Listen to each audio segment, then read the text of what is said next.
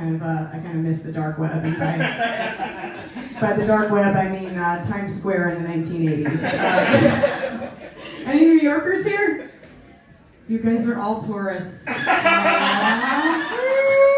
so cute. I work with tourists during the day. I tell family-friendly educational jokes about New York City. Yeah, and then people ask me dumb questions. Like one time a guy came up to me after a show and goes, if I can't find a seat on the subway, am I allowed to stand?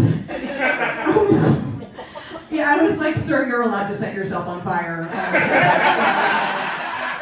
And you got the people who have spent way too much fucking time on Reddit before coming to New York, and they have kids with them, and they're all paranoid that there's 8 guys jerking off on every single subway car. And they come up to me like, is it true that you always see people masturbating on the subway? I'm like, no, we're very subtle about it.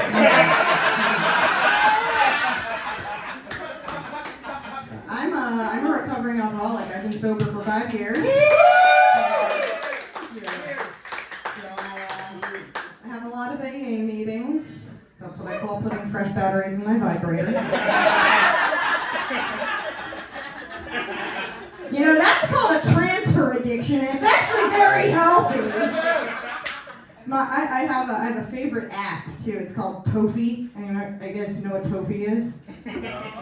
One person's chuckling. It's Dabo Girl NYC. I wouldn't give out my real Tofi username. Tofi is an app that you use to pick out who controls your vibrator for you. There's these vibrators now. Okay, they're called Lovettes, and you don't even have to masturbate by yourself anymore. That technology is amazing. These vibrators are fantastic. Like, you just put it where you want, and then someone else controls it with an app from anywhere in the world. It's proof we're finally getting more women in STEM. It's amazing.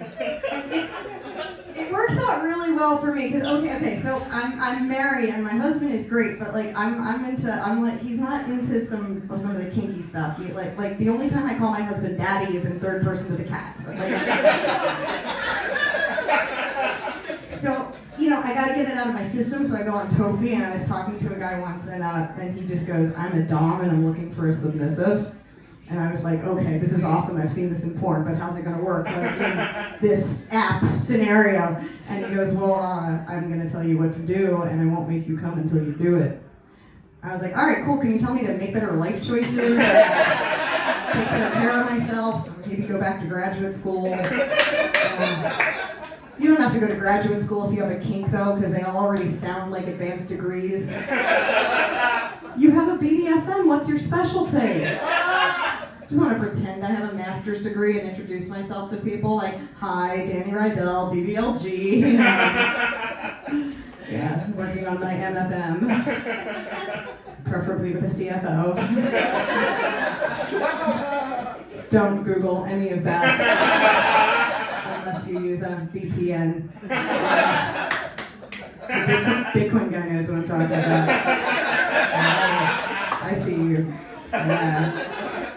My husband is, he's a software engineer, and so I was about to say I really like nerdy IT guys. I do. Like, let me see, you always have very soft hands.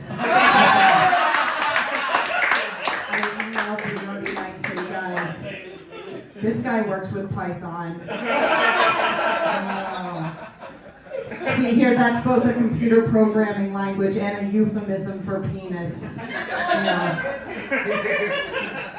how I explained the pickup line to my husband on our first date. You really can't hit on these guys. I had to eventually just got him by saying that my bra size was a 32C++.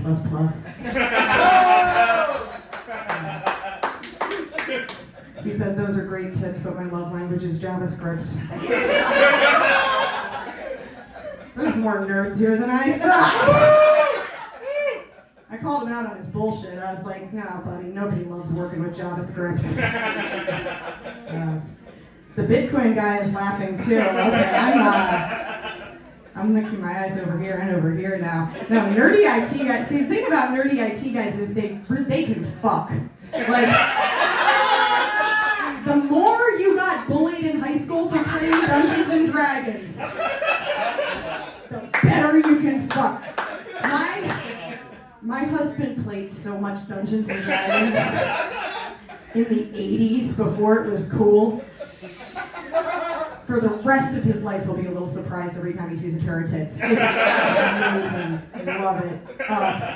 You guys know what DM stands for besides direct message? Talk to me later, you too. You're open-minded. You're open-minded. Oh, Dungeon Master, yeah. I don't want a guy to slide in my DMs on a DM to slide into me.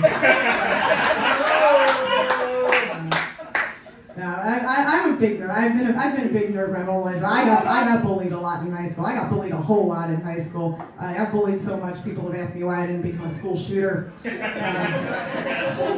It was the early 90s. I didn't know it was an option yet. Okay, good. You guys can handle dark jokes. Now that I know you can handle it, I'm going to tell you guys a story. There's something that really happened to me when I was in high school. My high school bullies died in a fiery car crash. Yeah. I'm not laughing. I'm just telling the story. No, they were the popular girls, the mean girls. Fuck that. You guys seen the Heathers? It's closer to the Heathers. Okay, that kind of situation. Yeah. Mean girls, sweethearts. Okay. No, these were not nice girls. There were five of them. They were out shopping for their prom dresses, right? And as teenagers did, they were high. But it was the 90s, so they got high by huffing computer keyboard cleaner.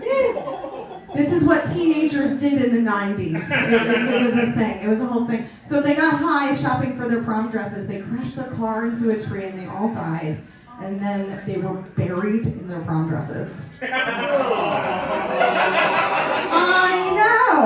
I know. Like the prom dresses they were shopping for when they died. That's like if I smoke weed and then go to the bodega to get ice cream at 3 o'clock in the morning, and then on my way back I like get hit by the M34 and then bury me with the ice cream. That's fucked up. It makes me think about my high school bullies though, and like one sad thing about it is just like I know how happy they'd be to know that their prom dresses still fit.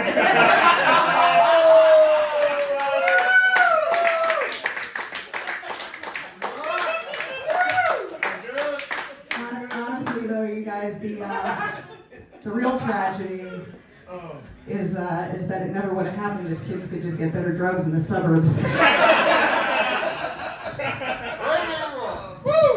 I'm going to tell you guys something I learned when I was drinking a lot. You learn some useful life skills when you're drunk. And one of those is I was great at passing field sobriety tests. So this morning I was giving my husband a hand job. And it's a great way to wake someone up. And when you're married, morning wood constitutes consent.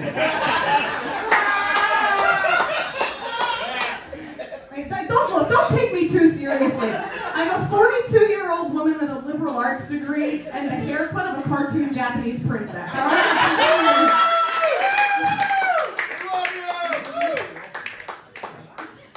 So I was giving my husband a hand job. Now our cat jumps up on the bed. Anyone who's ever had a cat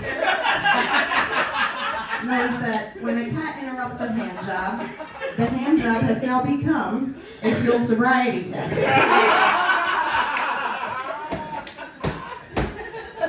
But I could hold my liquor. I got this. I once said to a cop during this, I was like, one man's tier-free DUI is another woman's pre-game. I got arrested. But I'm giving my husband a hand job, cat jumps up, I'm like, I got this, right?